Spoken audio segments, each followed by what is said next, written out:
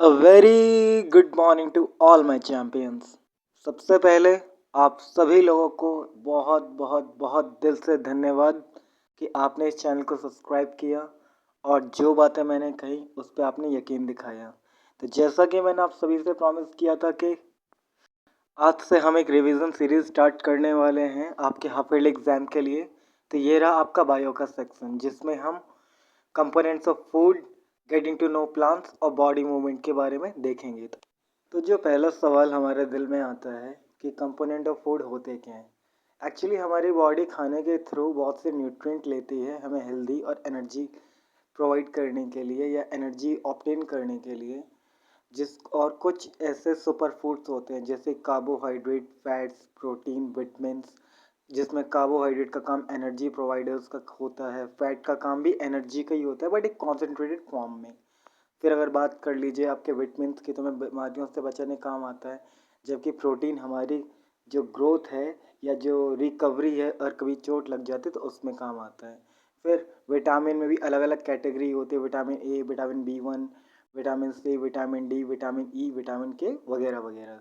तो इनको भी हम देखते चलेंगे, मगर उससे भी पहले जो कुछ इंपॉर्टेंट और भी न्यूट्रिएंट हैं जैसे मिनरल्स हो गए, वाटर हो गए, रफेज हो गए, इनके बारे में जानना ज़रूरी है। तो आइए इन पर भी डिस्कशन थोड़ा थोड़ा कर लेते हैं। मिनरल्स में अगर बात की जाए तो जैसे कैल्शियम हो गया जो कि हमारी हड्डियों के लिए इंपॉर्टेंट होता है, जो आयरन है हमारे ब्लड के लिए इंपॉर्टेंट होता है, वाटर जो कि सबसे ज़रूरी है क्योंकि ये न्यूट्रिएंट्स को एब्जॉर्ब करने के साथ साथ जो बॉडी का टेम्परेचर है उसको रेगुलेट करने का काम आता है और साथ ही साथ जो बॉडी का वेस्ट है उसको रिमूव करने का।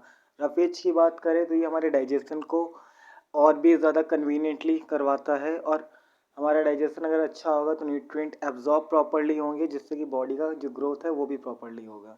अब हम बात करते हैं आगे चल के, moving to our next topic that is balance diet. तो जब भी जितने भी न्यूट्रिएंट्स अभी हमने आप देखे वो सारे न्यूट्रिएंट्स को एक राइट अमाउंट में जब कंज्यूम करेंगे हम लोग डाइट में अपनी, तो कोई भी डेफिशिएंसी डिजीज़ नहीं होगी।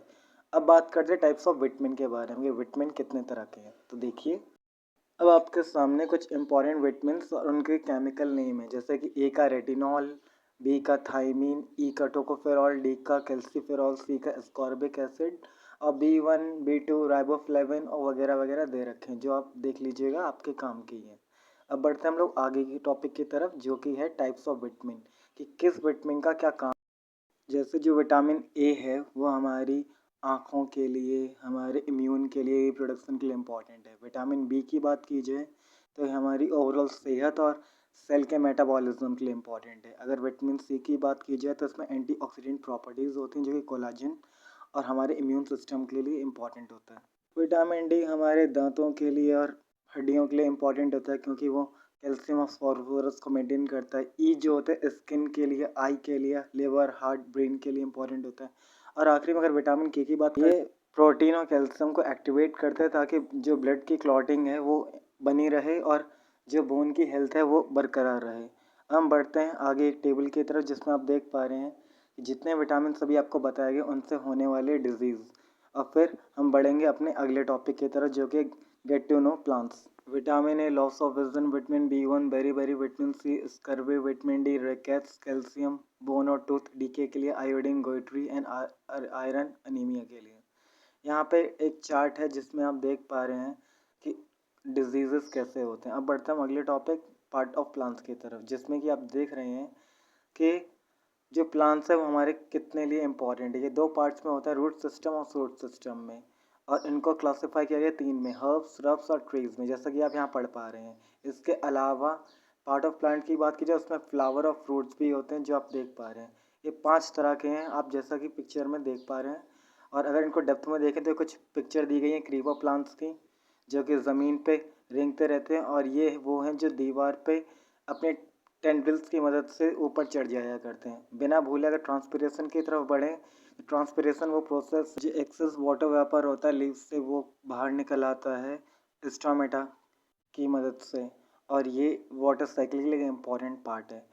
इसमें एक टॉपिक और है जो कि है वेनिएशन का।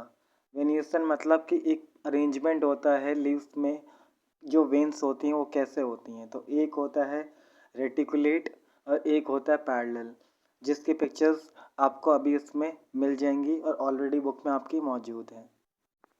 ये रही वो पिक्चर्स जिनके बारे में मैंने अभी आपको बताया और हम बढ़ते हैं अपने आज के रिवीजन के लास्ट टॉपिक पे, जो कि है बॉडी मूवमेंट्स। बहुत ही सिंपल सा आसान सा टॉपिक है, जल्दी से इसको कंप्लीट कर लेते हैं।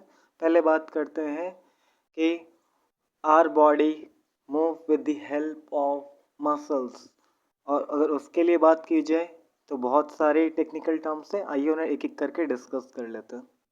हम सब जानते हैं कि हमारी बॉडी मूव करती है, लेकिन उसको मूव कराने के लिए जॉइंट्स इंपॉर्टेंट होते हैं, और जॉइंट वो जगह होती है जहाँ पे दो हड्डियाँ मिलती हैं। और अब हम अलग अलग तरह के जॉइंट के बारे में देखते हैं, जैसे कि आप डायग्राम में देख पा रहे हैं, pivot, saddle, plane, ball and socket वगैरह वगैरह। Ball and socket basically shoulder hip में होता है। जो हिंज होता है आपका, वो आपको देखने के लिए आपके हाथों में, जैसे कि दरवाजे में जो हिंज लगे होते हैं जो कि उसको आगे पीछे करते हैं, ठीक इसी तरह हिंज जॉइंट हमारे हाथों को आगे पीछे करते हैं। पाइवट जॉइंट हमारे गर्दनों में होते हैं जो उसे रोटेट करते हैं, और कुछ ऐसे होते हैं जॉइंट जो कि एक ही डायरेक्शन में मूव कर सकते हैं। ओके, ये डायग्राम दिए गए हैं जिसमें आप बोन को, जॉइंट्स को, स्केलेटन को प्रॉपरली समझ पाएंगे। यहाँ मसल मूवमेंट है कि कैसे कॉन्ट्रैक्ट होने पे मसल होती है और कैसे एक्सपेंड होने पे। और हम बात करते हैं आखिरी में कि इंसानों के साथ साथ जो अदर एनिमल्स हैं वो कैसे मूव करते हैं। चलिए देख लेते हैं उन्हें भी। इस कैटेगरी में सबसे पहले हम जिक्र करेंगे अर्थवॉर्म का। अर्थवॉर्म अपनी बॉडी को अल्टरनेट मूवमेंट पे पहले आगे बढ़ाता है, फिर पीछे खींचता है, फिर आगे बढ़ाता है, फिर पीछे खींचता है। जैसा कि आप देख पा रहे हैं यहाँ पे टुकड़ों में उसके सेगमेंट्स में से बॉडी जुड़ी हुई है। स्नेल की बात कर लें तो अपने फुट को ग्लाइड करता है, यानी घसीटता है। बर्ड्स ऑब्वियसली आप जानते हैं कि उनकी बॉडी स्ट्रीमलाइन होती है, इसीलिए वो आराम से उड़ती हैं। और अगर हम बात करें फिशेस की तो ये अपने फिन्स, यानी जो उनके एक तरह से पंख कहे जा सकते हैं, मस्कुलर, उनकी मदद से तैरती हैं। आखिरी में हमें ध्यान में ये रखना है कि जो बोन्स होती हैं वो एक लिविंग टिश्यू हैं जिनको कार्टिलेज बचा के रखता है, जो कि बाद में जॉइंट से जुड़ के मूवमेंट के लिए हेल्प करती हैं। तो ये था आज का लेक्चर, जो कि उम्मीद करता हूँ आपको समझ में आया होगा। किसी भी तरह डाउट या क्वेरी के लिए आप कमेंट सेक्शन का इस्तेमाल कर सकते हैं, वहाँ पूछ सकते हैं। और 3 टॉपिक 8 मिनट से कम में, इसी तरह की स्पीड इस वक्त की डिमांड है। Thanks for watching this lecture. कुछ ना समझ आने पे दोबारा वीडियो को देखिएगा, एंड लाइक से subscribe to spreading goodness. Thank you so much.